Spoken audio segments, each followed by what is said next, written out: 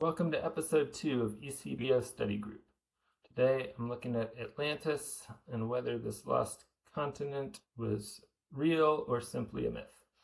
There's clearly not going to be solid proof one way or the other, but a few separate lines of reasoning point toward it being more likely fact than fiction, I believe. I first started researching the evidence about Atlantis thanks to the work of the ethical skeptic on Twitter and his research about the alignments of ancient megaliths. So there's all these ancient stone sites all around the globe built between 6,000 and 3,000 years ago that all point toward the same place in southern Africa. So normally you would expect when you're building something, a lot of places are aligned directly north. So if you're making a new city, it's natural to have the roads run north to south. So that's what these vertical lines here on this map represent. But it turns out there's all these ancient sites that align toward this place in southern Africa, which these curved lines are the shortest path on a globe. They're called great circles. So as you can see, why would all these places be aligned toward this place in southern Africa? The theory is that that's where the North Pole used to be, and there was actually a geographic pole shift around, he believes there was one around 12,000 years ago and another one about around 6,000 years ago.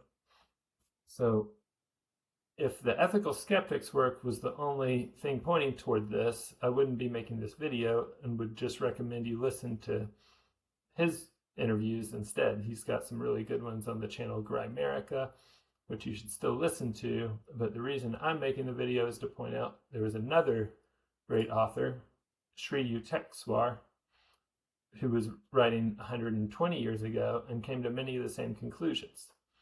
That a mighty ancient civilization suffered a great fall around 11,500 years ago. So he's the guru of Paramahansa Yogananda, and who Yogananda was the first guru to be popular in the West with his book Autobiography of a Yogi. But Yukteswar claims that scholars had misinterpreted the Yuga cycle in the ancient Vedic texts. And he places that Satya Yuga right at the same time as Plato's date for Atlantis. So Yukteswar believes that what the Yuga cycle corresponds to the precession of the Earth's equinoxes through the zodiac, and that 12,000 years ago, the Satya Yuga is that golden age that corresponds to that period of Atlantis. So here's the quote from Plato where we get the name of Atlantis. It's in Plato's work Timaeus. So according to them, there were 7 islands in the sea in their time, sacred to Persephone, and 3 others of enormous size, one of which was sacred to Hades, another to Ammon, and another one between them to Poseidon. And the inhabitants of it, they add, preserved the remembrance from their ancestors of the immeasurably large island of Atlantis, which had really existed there and which for many ages had reigned over all islands in the Atlantic Sea, and which itself had likewise been sacred to Poseidon. So the Greek historian Herodotus also has an important quote that corresponds to ethical skeptics' theory about a pole shift, where Herodotus quotes the Egyptian priests as saying the sun had moved 4 times from his accustomed place of rising, and where he now sets, he had thence twice had his rising. And in the place from whence he now rises, he had twice had its setting. So that as if there was a complete flip of the way the sun rises and sets, which you would expect if there is a geographic pole shift. So Plato's Atlantis and Yukteswar's Satya Yuga may be two cultural memories of the same lost golden age. Both preserve the idea of an advanced ancient civilization that suffered from a great fall. And the dates correspond closely as well. So the scientific explanation for this is called the Younger Dryas, which, by looking at the temperature proxies and things like ice core data, geologists claim the Younger Dryas was a sudden return to near Ice Age conditions about 12,900 to 11,700 years ago, after the Earth had, in which temperatures dropped sharply, especially around the North Atlantic. And this also corresponds to fossil records about mass extinctions and other evidence about human activity. So the Golden Age likely did not end because mankind was lazy or morally decadent. Rather, the fall of man was due to a geophysical cataclysm. So there's also these ancient constructions around the world that seem impossible to have been built by primitive cultures. For instance, the Sacsayhuaman in Peru, the largest stones weigh 150 tons. And similarly, the ethical skeptic believes the Egyptian pyramids were built around 9,000 years ago by the survivors of that Younger Dryas cataclysm. And he believes the pyramid was built as a warning, or a way to observe the Earth's orientation to the sky as a warning system for future pole shifts. So both the Mayan and Hebrew writing traditions preserve multiple layers of meaning within their signs. So the Mayans were actually the first to create a symbol for 0, which is there on the left, and they didn't have paper really, so all their symbols were very intricately carved into stone. But yeah, this is their base 20 number system here on the right. That they used a vertical place value system, where instead of base 10 like our system, they had base 20. So the bottom layer represents the ones column, the second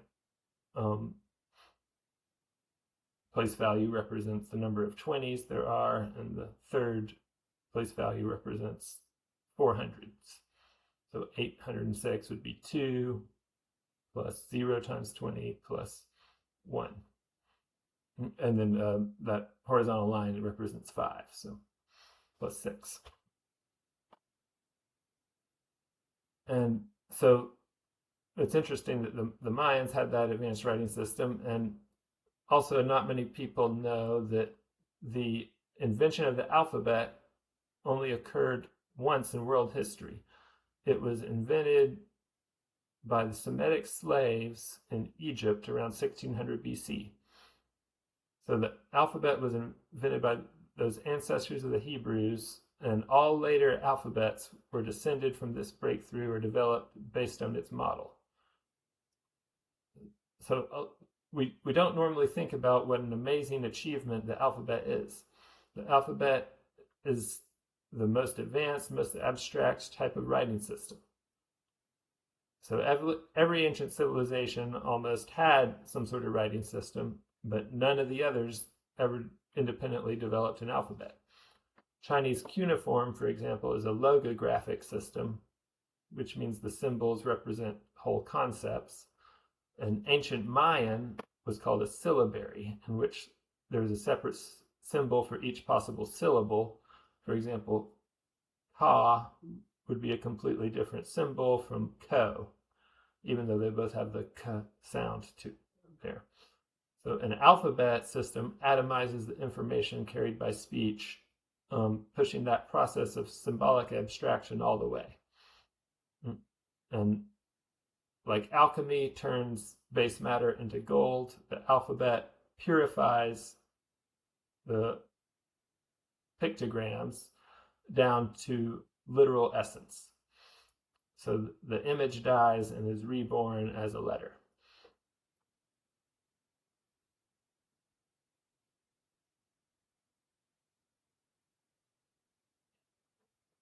And that's that first alphabet there.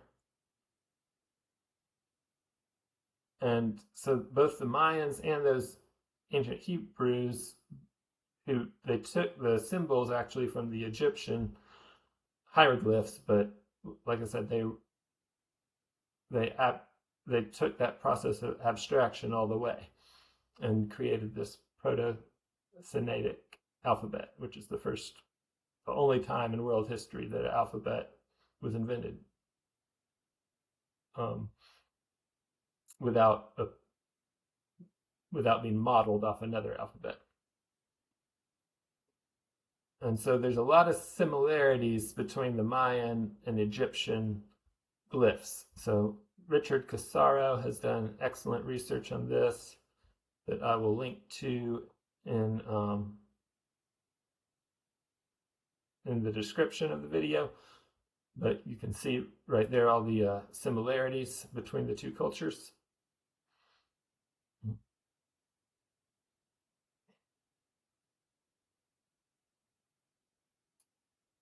And so is it possible that, I believe it's very possible that the Egyptian hieroglyphs and Mayan glyphs both originated from that same ancient source, which could possibly be Atlantis.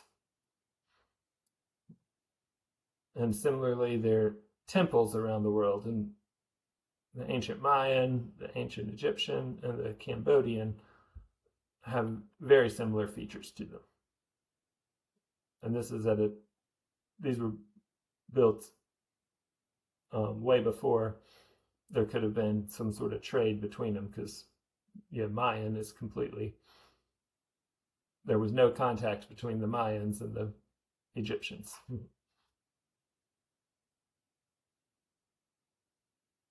All right, so this is the timeline that Yukteswar and Ethical Skeptic kind of converge on. So the first catastrophe destroyed Atlantis, or the Golden Satya Yuga age. Then there was a second pole shift, possibly 6,000 years ago, that is recorded in the Bible as Noah's flood.